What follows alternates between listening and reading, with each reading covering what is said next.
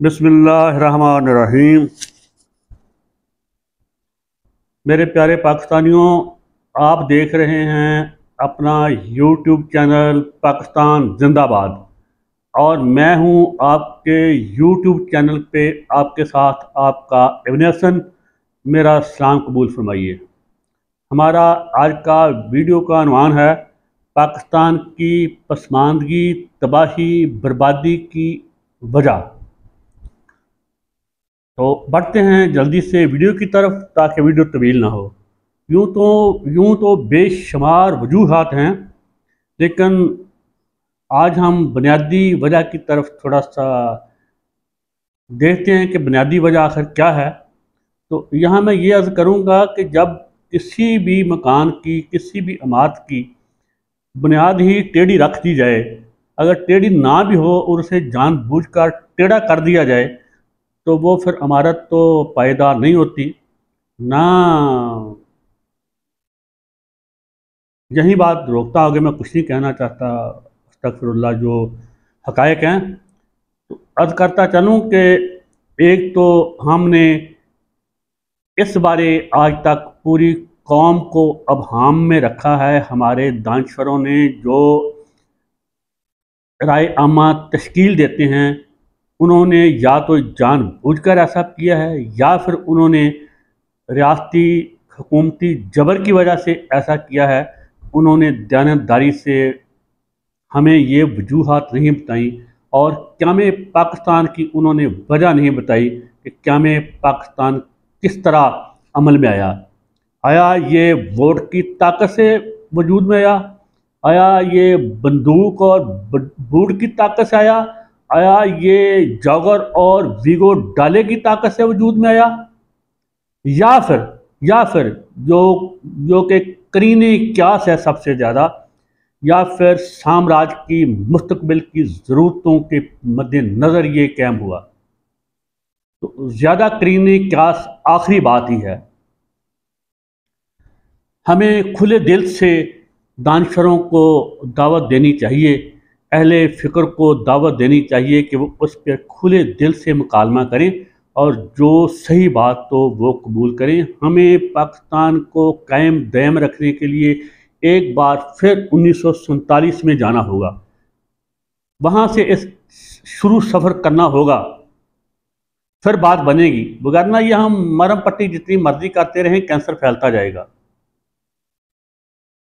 और मैं इसको ऐसे कहूँगा कि जैसे तैसे भी इसका क़याम अमल में आ गया, तो इसकी बुनियाद जानबूझकर उसी वक्त टेढ़ी करनी शुरू कर दी। पहली तो जो जिस पे आप फ़ख्र करते हैं, मैं उसे लम्हा फ़िक्रिया समझता हूँ, मैं उसे इसकी बर्बादी की एक वजह समझता हूँ, वो है करारदाद पाकिस्तान। जी हाँ, करारदाद मकासद। पाकिस्तान के बनने में कहीं भी कलमा तैयबा का या मज़हब का अमल दखल नहीं था।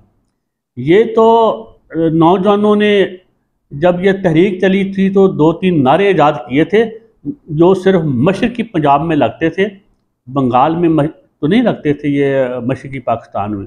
वो एक था पाकिस्तान का मतलब क्या, ला इलाहा इल्लल्लाह। दूसरा था मुस्लिम है तो मुस्लिम लीग में है। तीसरा था बट के रहेगा हिंदुस्तान, लेके रहेंगे पाकिस्तान।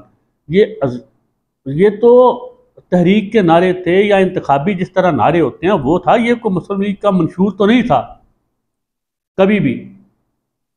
तो इसके बाद जो बर्बादी की वजह बनी हमारे लिए, वो थे जज्बाती नारे, जज्बाती तराने, जज्बाती नगमे।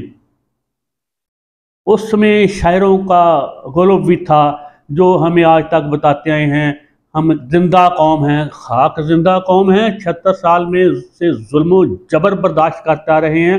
एक मुख्तसर सा टोला 5-10 हज़ार का हम पे मुसल्लत है, तो जिंदा कौम कहाँ है? हम उनसे ना अपनी हकीकी आज़ादी ले सकें, ना हकूक़ हासिल कर सकें, तो हम खाक जिंदा कौम हैं। तो सबसे ऊंचा है पता नहीं क्या, जहाँ में हमारा झंडा और तराना, इस तरह की ये शायरों का गुलू है इसमें, और कुछ नहीं। उन्होंने भी रियासती ताकतों को खुश करने के लिए ऐसे तराने शराने आज़ाद किए हैं जो कि ज़हर कातल हमारे लिए साबित हुए हैं। इसके अलावा नसीम हजारी के नावलों ने हमारे नौजवानों का बहुत बड़ा गर्क किया। एक तो वक्त का दिया, दूसरा उनको हक़ाइक़ की दुनिया से खुशफहमी में मुब्तला रखा है।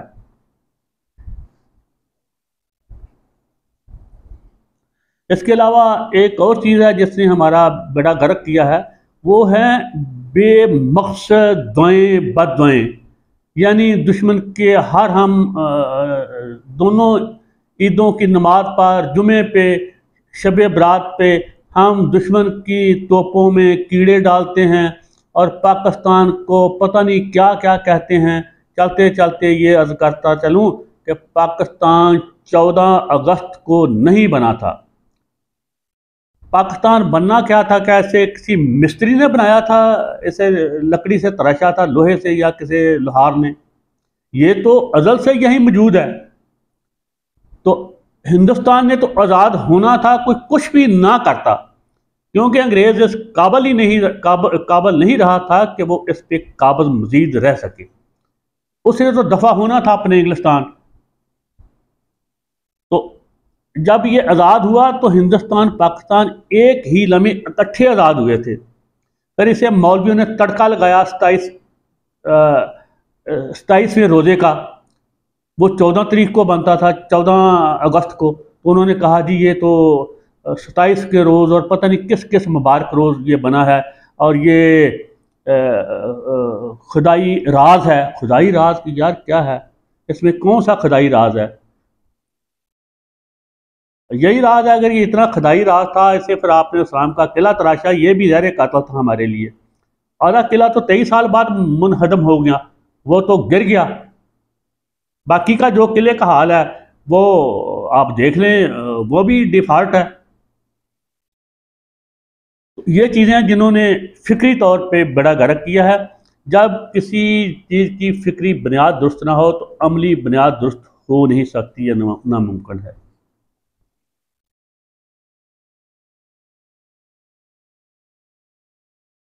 उसके अलावा हुकूमती रियासती सतह पे मनफी प्रोपागंडा का अरूज, जिसमें हक़ाइक़ को छुपाना, निज़ाम और माशरे की गंदगी पे रेशमी चादर डालना।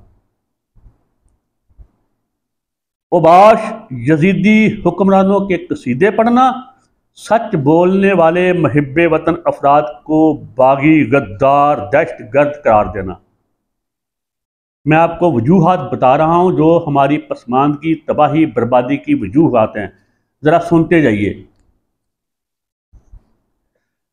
दुआओं बददुआओं का नशा और मशरूब अवाम को पिलाना काबज़ बदमाशिया की तरफ से, और काबज़ बदमाशिया की तरफ से झूठी तकदीस का जानलेवा शरबत अवाम को पिलाना। इसके अलावा बदमाशिया की तरफ से नाकाबिले शिकस्त होने, दिल्ली पे झंडा गाड़ने, फ़लस्तीन और कश्मीर आज़ाद करवाने का हमें जानलेवा मशरूब पिलाते रहना और हमारा पिए जाना। रूस और अमेरिका के टुकड़े करने, शिकस्त देने के झूठे ख्वाब अवाम को दखलाना।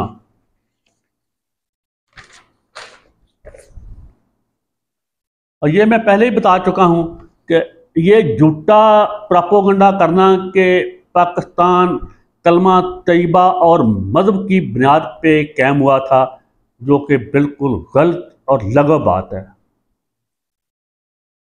अस्करी क़यादत को ग्लोरीफाई करना और ग्लैमराइज करने का गलीज धंधा हमारी बर्बादी की वजह है।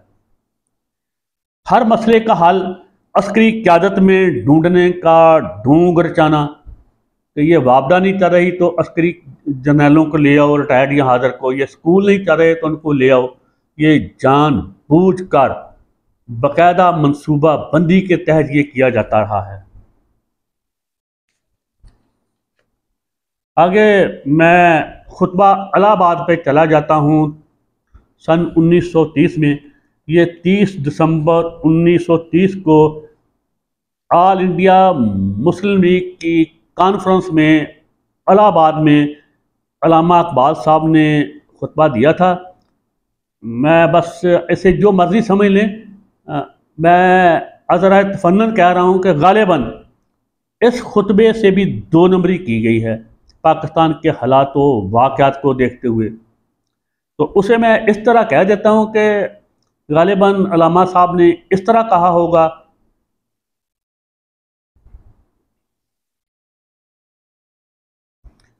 और हाँ, हज़रत फ़न्नन और जो हमारे हस्बे हाल है उसके मुताबिक सुनिए हज़रत अल्लामा इकबाल की रूह से मादर के साथ उनका खुतबा इलाहाबाद 1930 30 दिसंबर का।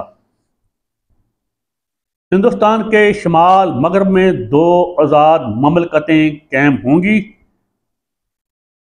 एक का नाम डीएचए, दूसरी का नाम बहरिया टाउन होगा। दो कौमी नजरिया दो कौमी नजरिए के मुताबिक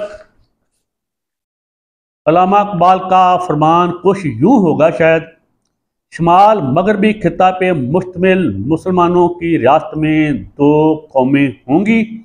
एक अंग्रेज़ साम्राज्य के ग़ुलामों पे मुश्तमिल जो इक़्तिदार व इख्तियार पे ज़बरदस्ती और वसाइल पे बज़ोरे ताकत काबज़ रहेगी।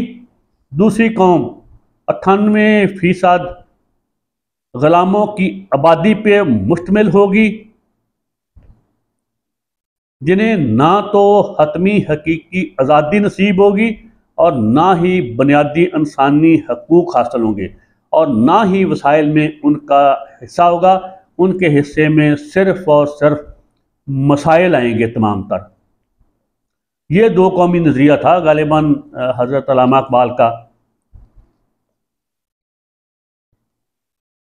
तो इख्तितामिया आखिर में अल्लामा साहब ने यह भी ज़रूर फरमाया होगा, अगर कोई ग़ुलाम यरगमाल शहरी काबज़ गासब बदमाशिया से अपनी आज़ादी बुनियादी हकूक़ वसाइल की तकसीम का तकाजा करेगा या उनकी या बदमाशिया की करतूतों बारे सवाल करेगा, तो उसे उठा लिया जाना, भगा दिया जाना, गायब कर दिया जाना, उसके साथ बेपनाह गैर इंसानी बहीमाना सलूक के साथ साथ लवातत और उसकी फैमिली की गैर अखलाकी वीडियो चलाना भी रियासत की बुनियादी जिम्मेदारी होगी।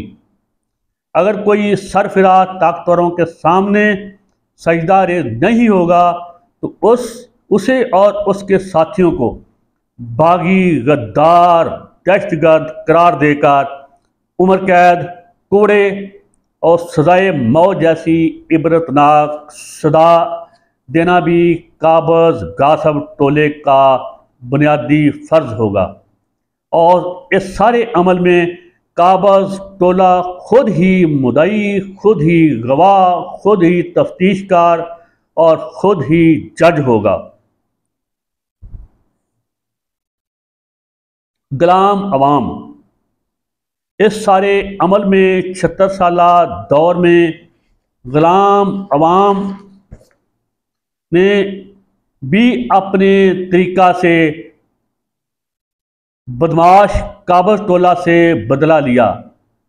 गुलाम अवाम ने उनको खुशामद का ऐसा नशा आवर शरबत पिलाया कि ये अपनी चूंटी जैसी जसामत को हाथी और भेड़ बकरी जैसी खसलत को शेर और उल्लू जैसी हमाकत को जहान सकरात जैसी जहान समझ बैठे। ये थी आज की नशिस्त में चंद बुनियादी वजूहात जो पाकिस्तान की तनज़्ज़ुली तबाही बर्बादी का सबब हैं।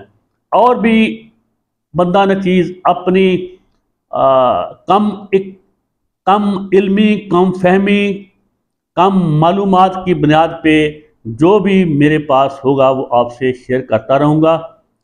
इसके साथ ही इजाज़त दीजिए, आखिर में नारा हो जाए, काबज़ गासब बदमाशिया मुर्दाबाद, तमाम मुहिब्बे वतन शहरी जिंदाबाद जिंदाबाद। इसके साथ ही इजाज़त दीजिए, अगली वीडियो के लिए मेरे साथ रहिए। अल्लाह हाफ़िज़।